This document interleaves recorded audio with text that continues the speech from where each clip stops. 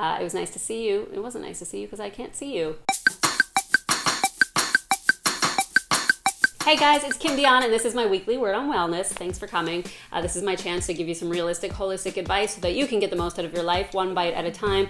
And today I am fessing up on some foods that I used to think were healthy so that you don't make the same mistakes that I did. You may or may not know that my journey towards health actually started a long time ago. I started cooking for myself. It was a really good choice to make, but I was really fat phobic, and back then low-fat diets were all the rage, so that's what I was obsessed with. So what I would always do is scan all the packages. I read ingredients, I would scan all the packages for the nutritional profile, but all I would look at was how many grams of fat were in the packaged foods that I was buying. I cared little else for any of the other nutritional information, let alone the quality of the ingredients. And the reason I'm sharing this with you today is just to share the love and the information that I wish I would have had back then. Here is my list of top 9 foods I used to think were healthy. Number 1, microwave popcorn.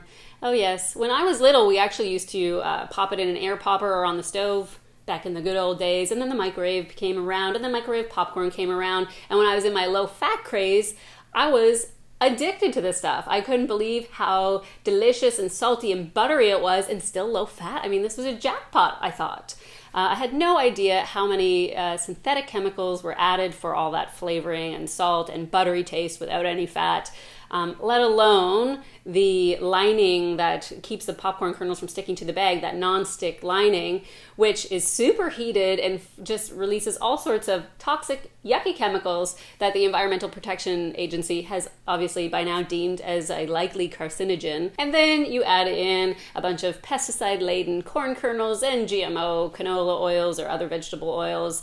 And, you know, a healthy food this does not make. I am back to the good old stovetop method now. Number 2 is calorie-reduced microwavable dinners. Oh my goodness, about 10 years ago, I just couldn't get enough lean cuisine. I just always marveled at how they could get all that flavor, and it was low-fat, you know, under 350 calories and usually under like 9 or 5 grams of fat or something crazy like that.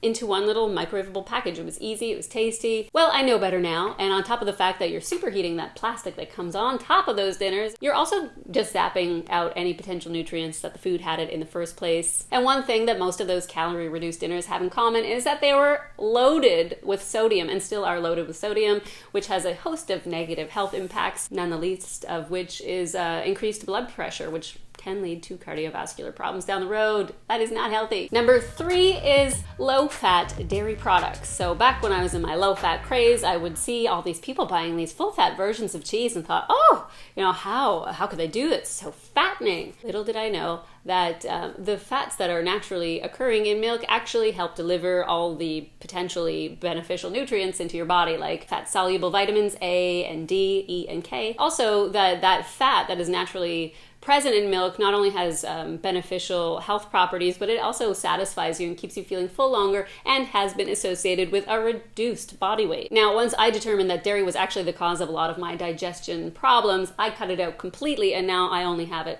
on occasion, but you can bet your bottom dollar that it is not the low-fat kind. Number 4 is vegetarian meats. Yes, back in 2000, I cut out red meat and pork, and so in order to substitute, I used to buy all of those mock meats because they touted the fact that they were lower in calories, lower in fat, they still had all the flavor and the texture of real meat, so I would add them to things like my pastas, lasagnas, and I ate a lot of those veggie burgers, you know the ones. Little did I know that those fake meats, those vegetarian meats, are often some of the most highly processed foods on the planet. Yes, so they're just jam-packed with synthetic ingredients, artificial flavoring, and fillers. Even though I had cut out some red meat and pork, healthy choices I was not making with that fake meat. Number 5 is 100-calorie snacks. Oh, those food marketers, they're so good, aren't they? They really do convince you that you can still have all the junk that you love in only 100 calories. Sure, it might be 100 calories, but what about the quality of those calories? And is there any nutrition even in those 100 calories? How many synthetic chemicals are jammed into those 100 calories or other ingredients that you do not want to be consuming? I dare you to go to the store, flip over anything that's marketed as a 100-calorie snack, read the ingredients, and still feel confident that you are making a healthy choice. Number 6, granola bars. Now, we all know that oats are a healthy choice, and so one would be easily led to believe that granola bars are just a a healthy extension of oats. Back when I was eating them all the time, I knew not to get, the dips that I used to love when I was a kid that were coated in chocolate, because that obviously wouldn't be healthy. I really didn't think that the bars in the healthier looking package that had green on them or touted themselves as being healthy actually had more sugar in them than the dips themselves, and sometimes even more sugar in them than an actual chocolate bar. Number 7, banana chips and veggie chips. Because you know what? Deep fried starchy veggies are still deep fried starchy veggies. Number 8, agave syrup. Okay, so back when I was kind of getting off the white refined sugar, agave was all the rage back then. So I made sure that I always had it in my cupboard, ready to go for coffee, tea, or baking needs. It was brown, it sounded exotic, it must be healthy. Plus it was really being touted as a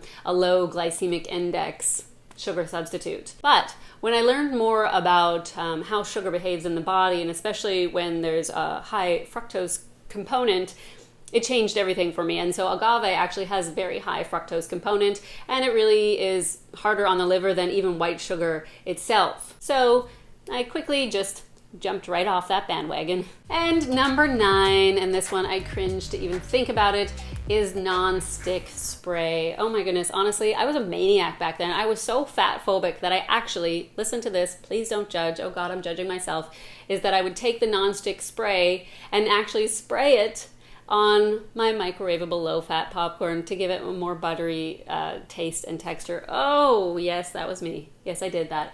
And then one day, even back then, I decided I'd flip over the canister and read the ingredients, and there it said, in amongst the oil that they use, is propellant. And what was in a propellant? Well, isobutane and propane. Now, I really didn't need anybody or any study to tell me that spraying on the components of lighter fluid and barbecue gas onto my actual food and ingesting it probably wasn't a good thing. And now you know that my MO really is all about counting chemicals instead of counting calories. Thank goodness. So listen, just like everything, the devil really is in the dosage. I'm not saying that you need to stay away from these things for the rest of your life. I know I certainly have mowed down on one of those granola bars a time or two over the last few years. But what I'm really trying to do is to point out that these foods are not healthy choices, just in case you, like my younger self thought they were. So as always, I would love to hear from you. Do you still think that some of these foods are healthy? Will you avoid them altogether or just cut back? And is there something that you're kind of eating right now that is marketed as healthy, but you're suspicious that it might not be? I would love to hear from you in the comment section below. If you like this video, please give it a thumbs up and share it with your friends that maybe are eating some of those things and talking all about how healthy they are, just so, to give them a heads up. And you can subscribe to my channel by clicking on the little KD over there in the corner. If you want more realistic, holistic advice and to stay in the loop with some of my whole food recipes that I like to share on email, head on over to my website, it's kimdeon.com, and sign up for my email updates. And as always, don't forget that big change really does happen in small steps, and I really do appreciate you making me part of your real food adventure. I hope this was informative for you and fun, and I'll see you next time.